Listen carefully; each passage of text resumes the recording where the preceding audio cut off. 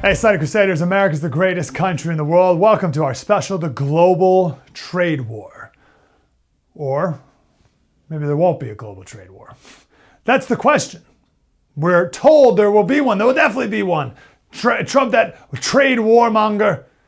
Or maybe Trump will get the upper hand in every trade battle and there won't be a war. Maybe what happened to the president of Colombia in his first week of office might be a sign of what's to come.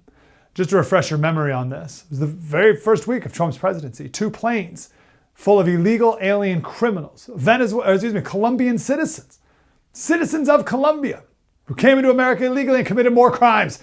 Put them on a plane to send back to Colombia. And the wacky president of Colombia, the Marxist wag, his name's Petro. This guy's crazy. He didn't want him. Said, no, we don't accept the flight.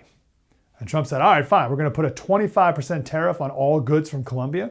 And if you do not comply within a week, we'll up it to 50%, among some other terms as well. He just knocked off that tweet on the golf course. And for like 20 minutes, the president of Colombia put up a fight.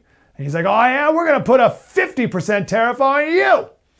And then all the president's advisors got to him and said, these American tariffs will absolutely crush our economy. And the president of Colombia caved and the whole thing was over in like an hour. When Trump throws America's weight around and says we will no longer be taken advantage of, it's pretty much the end of it. So the question is, will every other country cave in the trade war like Colombia? Or is there any country who's strong enough to step up against us, against Trump, against the strongest economy and market in the world? And I believe now, in the beginning of America's golden age, only to get stronger. That's the question. Will there be trade wars? Or will all the other countries cave like Colombia? Now, let's back it up a minute here. Why are we even talking about trade war at all? Like what's happened? For a long time now, America's been sold out. And we've been sold out by our politicians. I think that's pretty obvious. We've also been sold out by other Americans in our country. That's what I want to talk about for a second because maybe it's a little less obvious. I was listening to an interview with Chamath. Chamath's a young guy. He made billions in his 20s and then lost billions. And he's like a bit of a reckoning of life right now. And he was making the point, actually we have the clip, I think we have the clip right here. Here's Chamath talking about not just being a businessman, but being an American businessman. So I would say now that I'm 48, I'm much more aware of what does it mean to be an American? What is my job as an American businessman, as an engineer, as an entrepreneur? It's not all of this other superficial garbage because it adds nothing. It's really interesting, this idea of being an American businessman. I never thought of that before. What an interesting concept. I'm not just a dad. I'm Jack's dad. I'm not just a husband. I'm my wife's husband. I'm Stephanie's husband. Right? Saying I'm just a husband doesn't really put any responsibility on me. But to say I'm her husband, it's like, oh, all right, I get it now. Now there's a direction. There's a recipient of my responsibility. There's a focus, right? That one qualifier of the noun can make all the difference. I'm an American businessman. Okay, what does that mean? Well, now I have an obligation to not just me and my family and my employees, but also to the country that I live in. And if more businessmen had that America first mindset, that American businessman mindset, we'd be in a very different place today. Because if you're an American businessman, of course you're not going to outsource your factory. That's not something an American businessman would do. Now, an interesting story is after World War II, we had a very intentional effort to build up other countries and build up the economies of other countries to counter communism. We wanted to see West Germany thrive so that we could show East Germany that communism was terrible, right? So we would build up Japan. We wanted to build up Japan. We had an incentive, a desire, an effort, an intentional effort to build up Japan to show the world that communism was bad. We built up Latin and South America to show Cuba that communism wasn't going to work.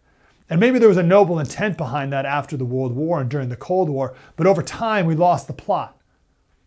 And we just kept doing it. We just kept building up other countries, all at the expense of the American business, the American people. Got a pretty relevant example here.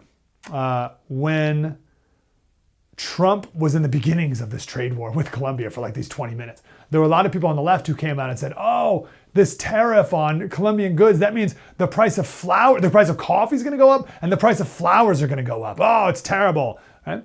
Price of flowers. And I got to thinking, I was like, price of flowers? Like, isn't that weird? Like, why do we grow so many flowers in Colombia? When did that happen?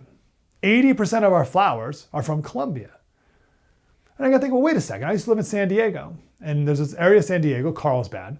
And if you're driving up the highway, it's right on the coast. So you got the ocean, the 5, and then these fields, this hill with these fields. And they're called the Carlsbad flower fields, and they're beautiful. And on this hillside, during harvest time, it's all colorful and it's full of ranunculus. And I think, why are we getting our flowers in Colombia? Well, we were sold out. Early 1960s, a guy named Edgar Wells, a Colombian guy, went to DC and noticed that the flowers were a little expensive. He thought, you know what, I think we can do this for less money in my home country. Okay, that's fine, go do it, do your best. But it wasn't just that.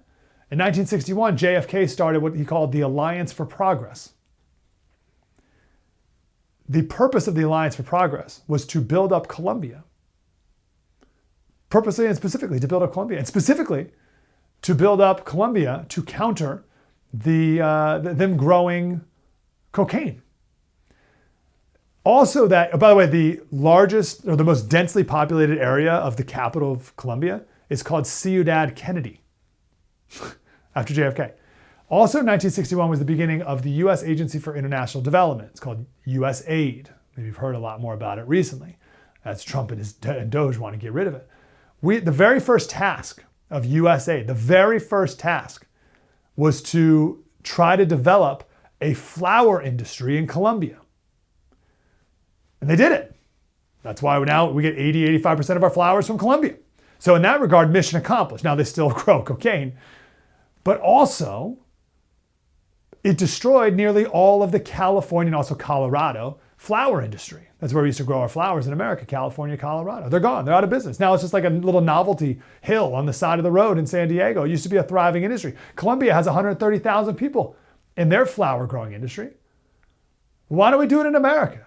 We used to, not anymore. And there was an intentional effort by the left to outsource or to build up another country, but the effect was to get rid of the industry here in America. And now, here we are decades later, and we have Colombian rapists and murderers, but because flowers in Colombia might be a little more expensive, we have to keep those murderers and rapists and illegal aliens here. That's what the left is saying. Oh, we got to keep them here. We can't get in a trade war with Colombia because then the price of flowers will go up. Well, why is Colombia even growing flowers? Oh, that was you guys too, wasn't it? Now listen, my point is not that we need to repatriotize the flower industry in America or whatever, right? But this is what the left has done for a long time now. And the right too, I shouldn't just be blaming the left for this, I'm sorry. This is what a lot of people have done in this country for a long time. They've sold us out to other countries, and now those other countries have us over a barrel, all the way down to flowers. One other interesting cultural thing happened around the same time as well. After World War II, terrible, awful, of course, the intellectuals thought that World War II started because of nationalism. So to make sure that that never happens again, they went straight to the opposite of nationalism, which is globalism. Global governments, global authorities, global economies. And they believed that that would solve all of our problems and prevent a World War III. Well, there's a massive cost to that. This is also where we get the idea of multiculturalism. Diversity is our strength. It's not, of course. But this all ties into the intentional destruction of America first. And Trump is about getting that back. Trump is about getting America first, putting America first. Trump wants Greenland because it's best for America's national security. Trump wants the Panama Canal back because it's in America's best interest. Trump renamed Denali back to Mount McKinley because national symbols that reflect our history is actually very important. Trump wants to root out all the DEI nonsense because all of that is to tell people that America is not a good country. It's a poison that destroys whatever it touches. We got to root it out. Of course, deporting illegal aliens, because this is our country. That guy in Boston who beat his pregnant wife to death in the sight of his other child and was sentenced to life in prison in Boston, but was let out by the parole board after only 17 years. And ICE had to go get him in Trump's first week in office. What the heck is that guy doing here? That's not America first. He's from the Dominican Republic. What are we doing? It's high time we put America first. And we're doing it. It's a return to nationalism, a return to America first, because America is not just an idea, remember. We're an actual place. I'll never forget this World War II veteran at Trump's convention. America, people say, America is an idea. But I believe America is much more than that. America is our home.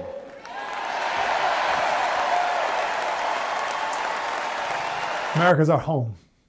It's a place you and I live. We're finally getting our mojo back. I want wonders to be built again. I want beautiful projects. I want monuments and statues and arches. I want things to be proud of. We have the Olympics, the World Cup, our 250th anniversary. Trump said he's going to beautify DC. We're going to do big projects. Look at these SpaceX launches, these videos of amazing, incredible things. This is all about celebrating America's greatness again. There's not been a single ticker tape parade for any individual in New York City since John Glenn in 1962. It's been a long time since we've celebrated greatness. We've been tearing down statues these last few years. Well, part of the American golden era is we bring them back, and then some. Part of the American golden era is telling these other countries that we will not be taken advantage of any longer. And Trump plans on using tariffs as a weapon to put America first once again.